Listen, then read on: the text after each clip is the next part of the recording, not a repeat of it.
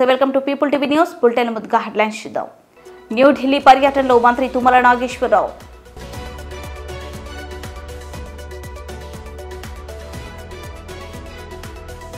గుమ్మలక్ష్మీపురంలో పర్యటించిన additional SP అంకిత Mahavir IPS.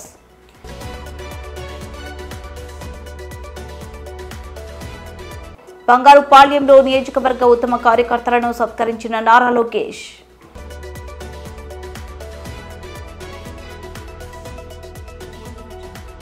Tirumala laddu వివాదం వెంటనే నివేదిక ఇవ్వాలని సీఎం చంద్రబాబు ఆదేశం.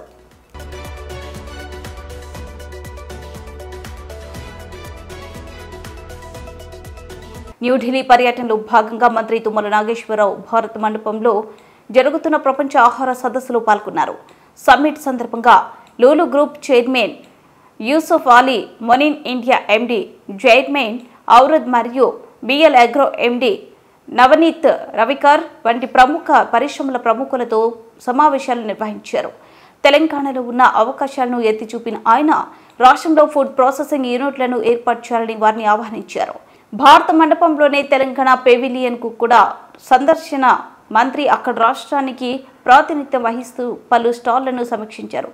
చివరగా గౌరవనీయులైన మంత్రి న్యూఢిల్లీలోని లీలా ప్యాలెస్లో డెలాయిట్ ఇండియా నిర్వహించిన growth with impact government summit కి హాజరయ్యారు. లీడర్స్ టాక్ సెషన్ లో వికసిత్ తెలంగాణ అనే అంశంపై ఆయన ప్రసంగించారు.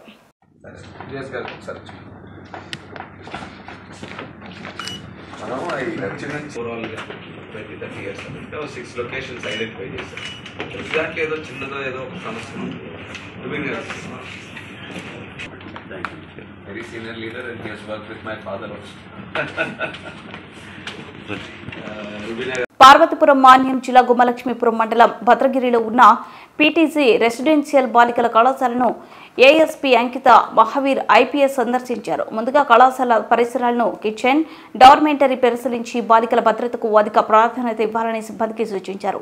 విద్యార్థులకు పోక్సో చట్టాలపై అవగాహన కల్పించి కళాశాలలో ఎలాంటి ఇబ్బందులు ఉన్నా పోలీసు వారికి సమాచారం ఇవ్వాలని, వెంటనే స్పందించి తగిన చర్యలు తీసుకుంటామని భరోసా కల్పించారు. తర్వాత ఉన్న ఎల్విన్పేట పోలీస్ స్టేషన్ను సందర్శించి రికార్డులను పరిశీలించారు. అలాగే సర్కిల్ పార్కులో నేర నియంత్రణకు తీసుకుంటున్న చర్యలను సీఐను అడిగి తెలుసుకున్నారు. ముఖ్యంగా యువత డ్రగ్స్, గంజా వంటి మత్తు పదార్థాలకు బానిసలు అవ్వద్దని యువతను ఉద్దేశించి మాట్లాడారు.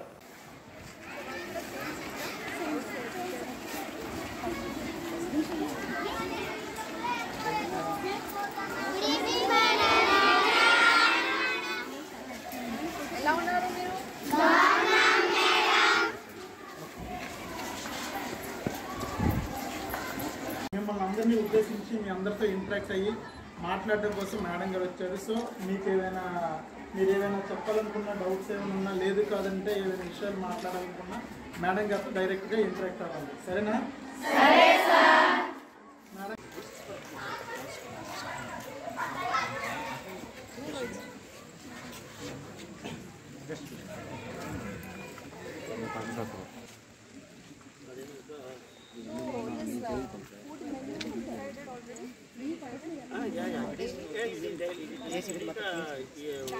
standard secretary group to the head office. Everything is online.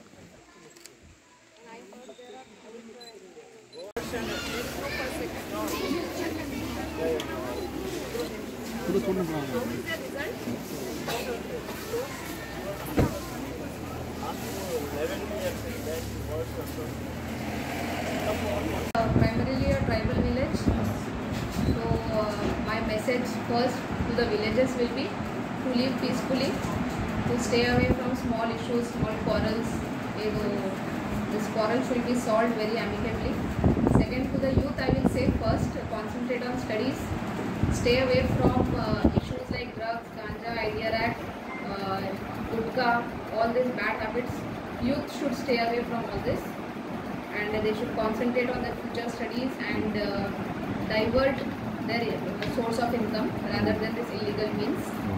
And third, for the students, I would say that schools like this, residential school like this, is a very good opportunity to have a good life ahead. So they should take advantage of these facilities. And if there are any issues regarding it, be it accommodation, be it food, be it any other abuse, any crimes, they should directly come to police, and we are always available even for counseling. So I have given them dial 100 is the universal number. They can call anytime. We are always available to help. You know? No, madam.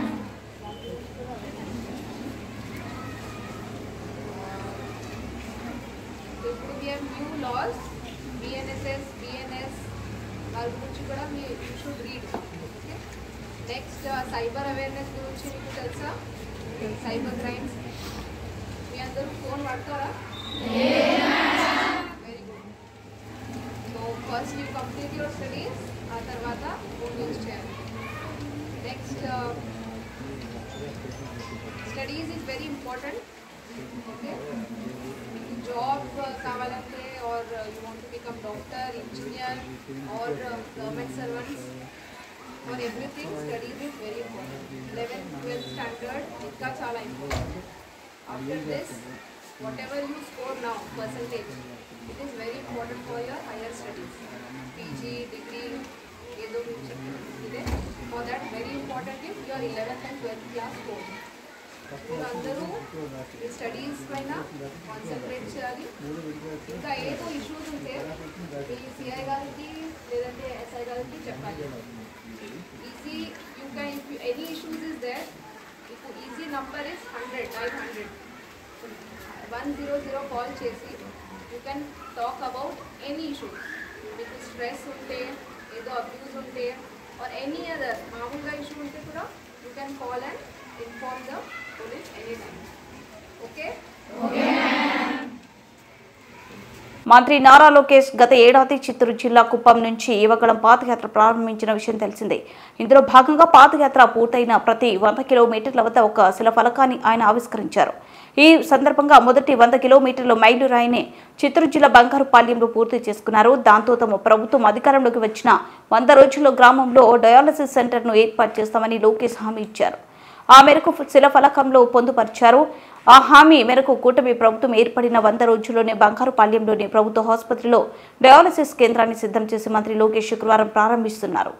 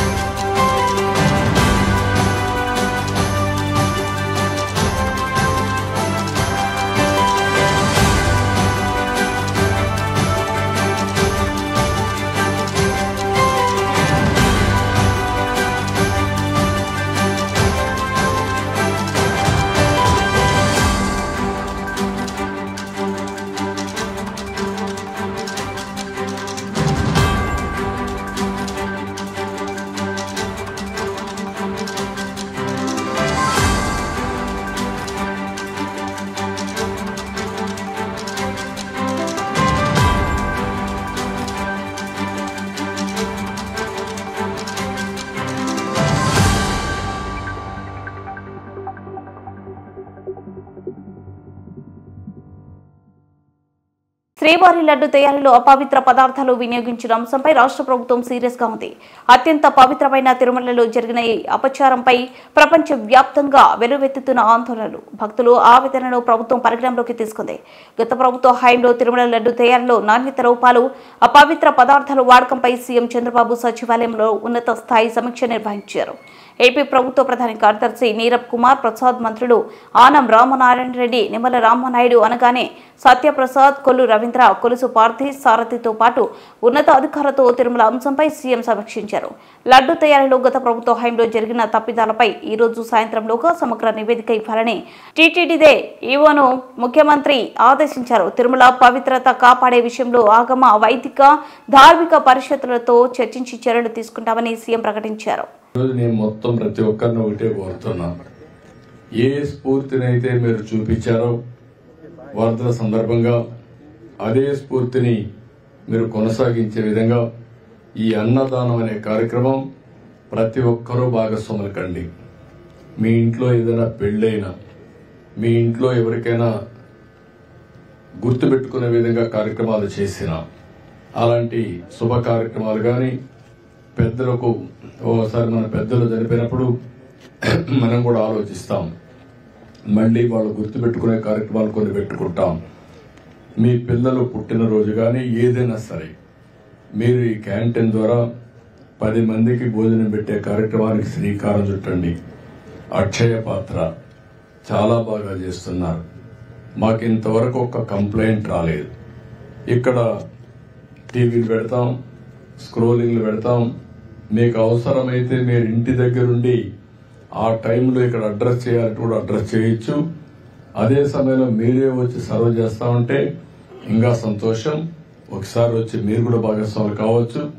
నేను ఒకటే ఆలోచిస్తున్నా, ఈ అన్నా క్యాంటీన్ల ద్వారా సేవా కార్యక్రమాలకు శ్రీకారం చుట్టాలని, సేవా భావానికి ప్రేరణ తేవాలని చెప్పేది నా ఉద్దేశం. ప్రతి ఒక్క వ్యక్తి మనం ఆలోచించుకోవాల్సింది, మనం డబ్బులు సంపాదించడం ఎంత ముఖ్యమో మనకు వచ్చిన డబ్బులు కూడా సద్వినియోగం చేయడం అంతే ముఖ్యం. మీరు సంపాదించిన సంపాదనలో కొంత భాగం సర్వీసు ఖర్చు పెట్టండి. అది మనందరి బాధ్యత. అది చేయగలిగితే ఈ సమాజంలో ఈ పేదరికం గాని, పేదవాళ్ల సమస్యలు పూర్తిగా పరిష్కారం అయ్యే పరిస్థితి వస్తుంది. అందుకే పిలిపిస్తున్నా, ఈ అన్నా క్యాంటీన్ అనేది ఒక స్ఫూర్తి. నేనేదో 150 కోట్ల రూపాయలు ప్రజలు పెట్టాలని కాదు, నేను అది కూడా స్పష్టంగా అందరికీ విజ్ఞప్తి చేస్తున్నా. 150 కోట్ల రూపాయలు ప్రభుత్వం పెడుతుంది, పెట్టే శక్తి ఉంటుంది, అనేక కార్యక్రమాలు పెడుతున్నాం.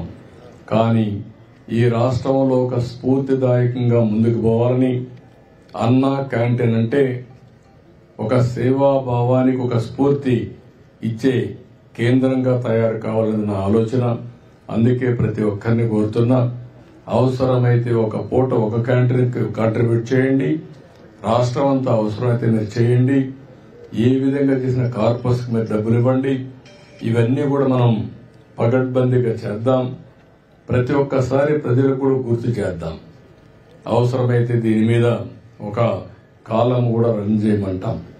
అన్నా క్యాంటీన్కి ఎవరైతే దాతలు ఇస్తున్నారో కంటిన్యూగా దానికి ఒక కాలం పెట్టి రిలీజ్ చేస్తాం. నేను డబ్బుల కోసం కాదు, ఒక స్ఫూర్తి కోసం, ప్రజలకు కూడా ఒక సేవాభావాన్ని కల్పించడం కోసం ఇవన్నీ చేస్తామని చెప్పి నేను మీకు తెలియజేసుకుంటూ, మీరే చూశారు, క్వాలిటీ ఫుడ్ పెట్టడమే కాదు, న్యూట్రిషియస్ ఫుడ్ పెడుతున్నాం. రెండోది పరిశుభ్రమైన ప్రాంతంగా తయారు చేశాం. ఎవరు ఇక్కడికి వచ్చినా అక్కడ చూసినప్పుడు దీనిపైన కూడా కావాలని కొంతమంది మీకు తెలుసు ఈ పార్టీలు ఎట్లున్నాయో ఈ రాష్ట్రంలో నేను ఎప్పుడూ చూడలే ఇలాంటి పార్టీని. 40 సంవత్సరాల నా రాజకీయ జీవితంలో ఇలాంటి కరుడు గట్టిన నేరస్తులందరూ కలిసి ఏమేం చేస్తున్నారో మీరే చూస్తున్నారు. కనీసం ఒకరికి భోజనం పెట్టలేరు కానీ భోజనం పెట్టేవాళ్ళు కూడా అక్షయ పాత్ర లాంటి పవిత్రమైన సంస్థని అపహాస్యం చేసే పరిస్థితికి వస్తున్నారు. ఈరోజు దేశంలోని దగ్గర 22 లక్షలు 23 లక్షల మందికి ఒక్కొక్క రోజున భోజనం పెడుతున్నారు. ఇది ప్రపంచంలోని ఒక చరిత్ర. ఇన్ని క్యాంటీన్లు పెట్టి ఇన్ని లక్షల మందికి ప్రతి పూట భోజనం పెట్టే ఏకైక వ్యవస్థ అక్షయ పాత్ర. ఆ అక్షయ పాత్రకు డబ్బులు ఎక్కడో గవర్నమెంట్లు ఇవ్వడం లేదు. ఇలాంటి సేవా కార్యక్రమాలు చేసిన వాళ్ళకి వచ్చే డబ్బులు వస్తున్నాయి. ఇప్పుడు మనం ఈ కార్యక్రమాన్ని చేపట్టాం కాబట్టి మనం ఇచ్చే డబ్బులు వాళ్ళకి వస్తాయి. ఎలాంటి లాభాల కోసమో డబ్బుల కోసం పనిచేయకుండా సేవాభావంతో పనిచేసే వ్యవస్థ. అలాంటి వ్యవస్థను కూడా క్రిటిసైజ్ చేసే పరిస్థితికి వచ్చారంటే ఇది దివాలా కోరుతనం తప్ప ఇంకోటి కాదు. దాన్ని కూడా నేను చాలా తీవ్రంగా ఖండిస్తున్నా, గ్రహిస్తున్నా. ఏది ఏమైనా ఈ ఉద్యమం ఇదే మరి కొనసాగుతుంది. ఎక్కడ కూడా నిలిపే సమస్య ఉండదు. నేను ఎన్నికల మేనిఫెస్టోలో ఒకే మాట చెప్పాను. నేను ఆ విషయాలు రేపు మాట్లాడతాను. ఈ రోజు దీనికే కన్ఫైండ్ అవుతాను. సార్, ఈ తిరుమల లడ్డు ప్రసాదం విషయంలో ల్యాబ్ రిపోర్ట్స్ బయటపడ్డాయి. ఇప్పుడు మీరు ఎలా భరోసా ఇస్తారు భక్తులకు? అందుకనే భక్తులందరూ కూడా మనోభావాలు దెబ్బతిన్నాయి. ఎవరు ఊహించలేదు. వెంకటేశ్వర స్వామి హిందువులకి కలియుగ దేవుడు. ఒక నమ్మకం, ఒక విశ్వాసం. అందుకని ఎప్పుడు కూడా అందరూ నమ్మేది, ఎవరైనా వెంకటేశ్వర స్వామికి అపచారం తలపెడితే నెక్స్ట్ జన్మలో కాదు ఈ జన్మలోనే పనిష్మెంట్ ఇస్తాడని. అలాంటి వెంకటేశ్వర స్వామి పవిత్రం చేయడం కోసం కడాన ప్రసాదాల్లో కూడా మీరు నేను ఏదైతే చెప్పానో అలాంటి ముడి సరుకులు ఏవైతే వాడారో ఇవన్నీ నాసిరకం కాకుండా అపవిత్రమైన ముడి సరుకులను వాడారు. ఆ విషయమే ఈరోజు టీటీడీ కూడా ఎంక్వైరీ చేసినప్పుడు, టెస్టులు చేసినప్పుడు బయటపడిన వాస్తవాలివి. ఇలాంటి దుర్మార్గుల్ని ఏం చేయాలో నాకైతే అర్థం కావడం లేదు. ఓసారి బాధ, ఆవేదన ఉంటుంది. కక్కుర్తికి కూడా అద్దులుంటాయి. కక్కుర్తి కూడా అద్దులు లేకుండా ప్రవర్తించి అంటే మేము ఏమైనా చేస్తాం అనే అహంభావంతో ముందుకు పోయారు. అందువల్లనే ఇలాంటి సమస్యలన్నీ వచ్చాయి. ఇక్కడే కాకుండా మీరు చూశారు తిరుమల పైన ఎంత మొత్తం శానిటేషన్ దెబ్బతీశారు, ప్రసాదాలు దెబ్బతీశారు, అన్నా క్యాంటీన్ దెబ్బతీశారు. కడాన వెంకటేశ్వర స్వామిని తీసుకుపోయి పెళ్లిళ్లు పేరంటాలుంటే అక్కడ కూడా ఊరేగించే పరిస్థితికి వచ్చారు. నేను ఆ రోజు కూడా తప్పు పట్టాను. రాజకీయ ప్రయోజనాల కోసం ఒక వెంకటేశ్వర స్వామిని వాడుకోవడం కరెక్ట్ కాదు. ప్రజలందరూ కూడా, హిందువులందరూ కూడా జీవితంలో ఒక్కసారైనా వెంకటేశ్వర స్వామి దగ్గర రావాలి, దర్శనం చేసుకోవాలి, అదే మరి వారి కోరికలని చెప్పుకోవాలని చెప్పి వస్తారు. అలాంటి నమ్మకమైన ప్లేస్ ని మారించడం చాలా దుర్మార్గం. ప్రక్షాళన ప్రారంభించాం. ఇప్పటికే చాలా వరకు ఇంప్రూవ్మెంట్స్ వచ్చాయి. దీన్ని లాజికల్ గా తీసుకెళ్తాం. ఏవైతే మాకు ఆధారాలు దొరికితే అలాంటి వాళ్ళపైన కఠినమైన చర్యలు కూడా ఉంటాయి. ఎవరైనా సరే తప్పు చేస్తే శిక్షించాల్సిందే. దానికి కూడా దోహదం ఇంటి వద్దే తిరుమల సెట్ వేసి చాలా విన్యాసాలు చేశారు. విన్యాసాలు చేసి పైశాచిక ఆనందాలు పొందారు. అందుకే నేను చెప్పింది ఏంటంటే ఈ రోజే కాదు, చాలా రోజులు భక్తులందరూ మనోభావాలు దెబ్బతిని చాలా మంది చాలా విధాలుగా బాధపడ్డారు. అందుకే మీరు నేను నిన్న కూడా చెప్పాను, ఎప్పుడు నా లైఫ్ లో ఇంత పెద్ద ఎత్తున గెలుపు రాలేదు. దానికి కారణం ఇలాంటి విషయాలన్నీ కూడా ప్రజల్లో ఒక చైతన్యం తీసుకొచ్చాయి. ఒక మాటలో చెప్పాలంటే ఒక రెవల్యూషన్, ఒక సైలెంట్ రెవల్యూషన్ వచ్చింది. దాని ఫలితమే నేను ఎలక్షన్ రిజల్ట్స్. ప్రసాదంలో జంతువశేషాలు వాడడం మీద ఏమన్నా ఎంక్వైరీ ఏమన్నా చేస్తున్నారు? మీకు ఈ రోజు వచ్చిన రిపోర్ట్ లో ఎవిడెన్స్ వచ్చాయి. ఆ ఎవిడెన్స్ లో ఏది అనేది నిర్దిష్టంగా ఇది ఇన్ఫీరియర్ క్వాలిటీ ఉన్నాయి, ఇలాంటి పదార్థాలు కూడా ఉండడానికి ఇలాంటి ముడిసరుకు ఉందని చెప్పడానికి అవకాశాలు ఉన్నాయి. చాలా స్పష్టంగా చెప్పారు. కొంతమంది ఇప్పటికే పారిపోయారు. ఇప్పటికే అందరినీ డిస్కంటిన్యూ చేసి పవిత్రమైన నెయ్యి తీసుకొచ్చాం. అది కూడా టోటల్ ప్రాసెస్ లో పెట్టారు మన వాళ్ళు. దానివల్ల క్వాలిటీ కూడా గణనీయంగా పెరిగింది. భక్తులు కూడా హ్యాపీగా ఫీల్ అయ్యే పరిస్థితికి వచ్చారు. దీన్ని ఇంకా నెక్స్ట్ లెవెల్ కట్ చేసే పోలు తీసుకెళ్తాం. పాతవన్నీ కూడా ఏ విధంగా యాక్షన్ తీసుకోవాలో యాక్షన్ తీసుకుంటాం. ఎవరు చేశారు, ఏం చేశారు అవన్నీ కూడా యాక్షన్ తీసుకుంటాం. Okay, thank you.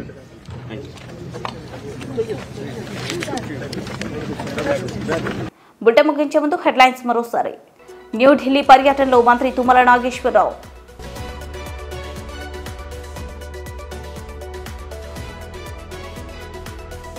గుమ్మలక్ష్మీపురంలో పర్యటించిన అడిషనల్ ఎస్పీ అంకిత మహావీర్ ఐపీఎస్.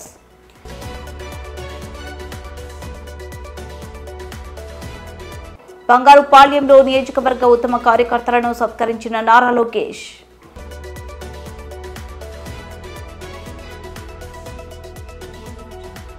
తిరుమల లడ్డు వివాదం వెంటనే నివేదిక ఇవ్వాలని సీఎం చంద్రబాబు ఆదేశం.